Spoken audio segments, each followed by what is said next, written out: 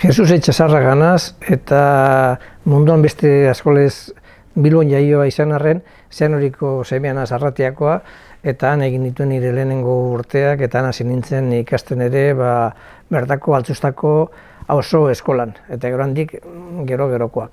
Bai, lehelan egon nintzen 3 urte, eta gero handik Derioko seminariora pasatu nintzen, ikasketak jarraitzen, orduan kolegio seminario zen, eta han jarraitu neban. Ni joan nintzenean Mikel han zegoen, Mikel irakasle zen. Deukadan Mikel lehenengo oroitzapena da berak euskarazko klasea emoten.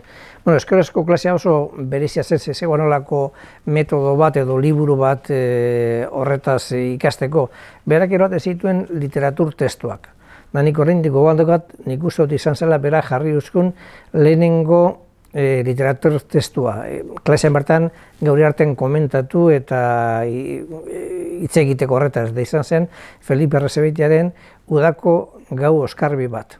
Izan zen jarri eskun poema, hori gogoan daukat oraindik, eta gogoan daukat baita ere ez genduelako gure alfabetatze urriaretan apenas ezer ulertzen naiz eta Bizkaira ilustratuan egon. Ara joan nintzenean, Derioko institutua sortu eban pertsona izan zen abade melkita bat. Hau da, erritu melkitazko abade katoliko bat esango genduke. Apur bat, erritu ortodoxoarekin zerikusia daukana itxuratan. Eta horrik badauka erritu horrekolako almen bat tokian tokiko hizkuntza erabili lekiela.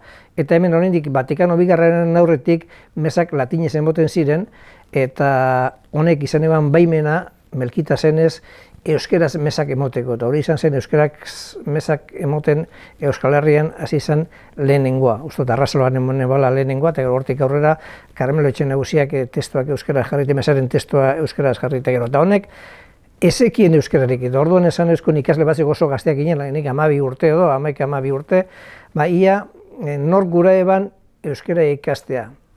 Zeberak ikasi behar bala.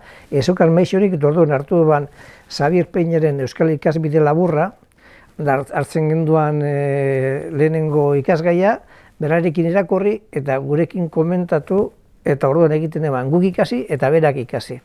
Baina, esaterako programa guk ez gengen euskerazko eta erderazko ere ez. Gogoratzen dut esate baterako, han agertzen da, Xabier Peñaren testan agertzen da, holango esaldiak, ez da jartzen dago. Hacerse el sueko, entzungorregin, baina nik ez nenkian erderaz hacerse el sueko zer zen. Eta orduan galdute ibiltzen ginen.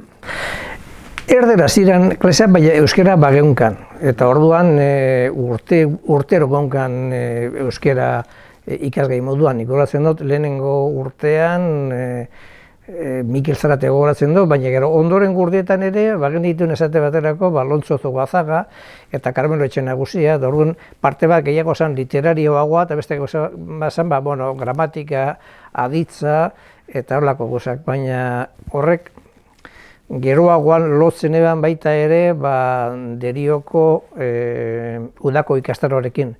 Eta horrekin batera baita ere guretzat oso importante izan zen, euskara kontuan izan zen, aldi berean Ander Matrola hasi zela egiten Derioko euskal liburutegia. Eta hor sortu zen holango naste bat, baina Mikel izan zen lehenengo irakasle. Mikelek egin baten eroaten zen klaseetan izan ziren testuak. Gero urretari batzuk gero bere Bizkaiko euskal idazleen bilduma horretan agertu zirenak. Eta horren berak eroaten eban testua jartzen eban, komentatzen gendun, eta horren inguruan emoten euskararen irakasbide modu oso praktiko batean, ez? Bago zan, esaterako Lontzo Zugazagaz da holangaz, bago zan parte batzuk sistematikoago zirenak.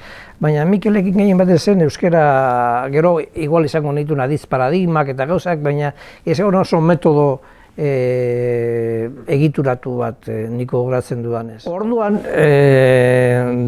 Derion egiten izaten zen baita ere euskarazko bizkairetik baturako metodologia horretan behar bazen irakasle asko. Orduan irakasle batzuk hartzen gindu esan Derioko ikasleen artetik. Eta orduan gure bagina hor irakasle, baina ez Mikel eta honen graduan, ez noski. Mikel zen maixua handia. Literatura testuak bildumak egiteaz aparte berak egin zituen baita ere, gero nik uste gehien bat berak egin zituen Deustuko Unibertsitateko ikasketen eraginez literaturari buruzko saiakerak, ez da, euskal literatura bat eta bi euskal testuak, eta horrela gehiago zen teoria literarioa eta testu azterketa tolako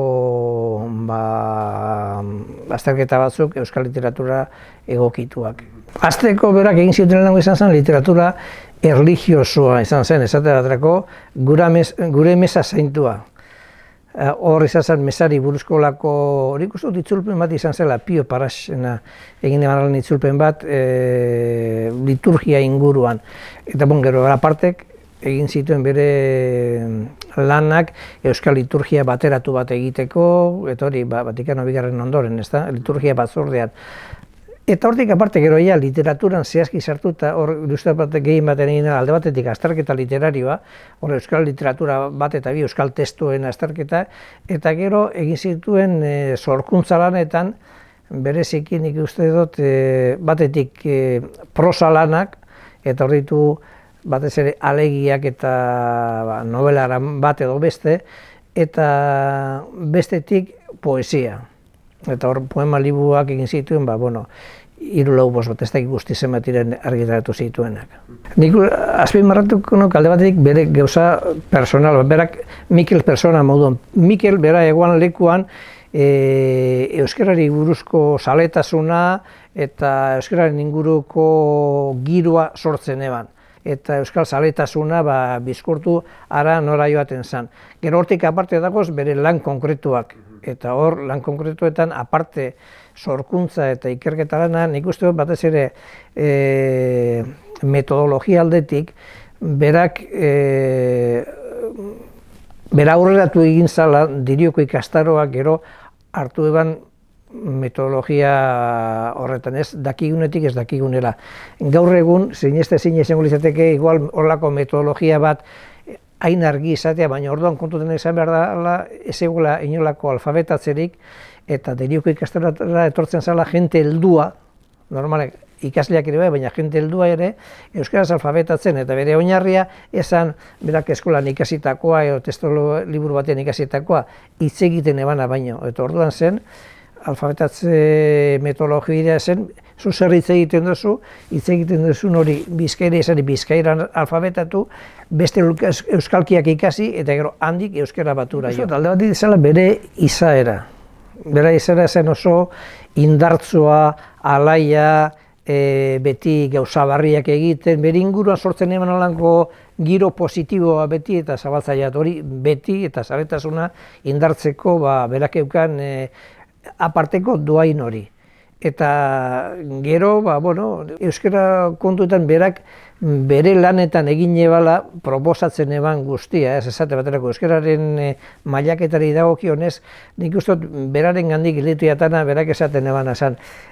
Bizkaira barruan, Bizkairaren azpi euskalki desbardietakoaz, guztiona dana, batuena dana bizkaitar guztiona dana, eta gero beste euskalkiekin ere aldala beti bestekin bat egiten gehituena eta ez bereizten gehituena.